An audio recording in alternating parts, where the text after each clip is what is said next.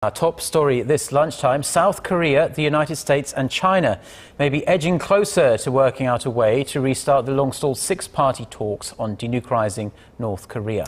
This according to Seoul's nuclear envoy, who is now in Washington for talks with his U.S. counterpart. Choi You-sun reports. This latest visit to Washington by South Korea's chief nuclear envoy has many wondering if it could offer a turning point for the long-stalled six-party talks to denuclearize North Korea. Starting with last week's South Korea-China foreign ministers meeting, we've been discussing the conditions to resuming denuclearization talks with countries like the U.S. and China. To that extent, we plan to hold an in-depth discussion with the U.S. The envoy's remarks hint there may be possible progress on the North Korean nuclear issue ahead of Chinese President Xi Jinping's expected visit to Seoul this month.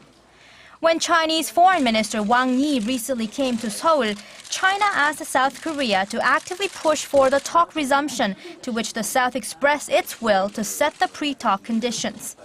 In fact, Seoul has taken a more flexible stance on the matter as of late, recognizing there's need for a venue to discuss disarming the North, albeit under a set of conditions. The South Korean negotiator in Washington said this is because the regime conducted 3 nuclear tests, 2 of which took place since the talks were suspended 5 years ago.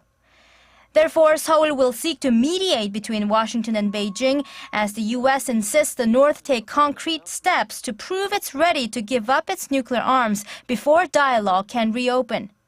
Japan recently agreed to lift sanctions if the North reopens a probe into the abduction of Japanese nationals is another issue of concern.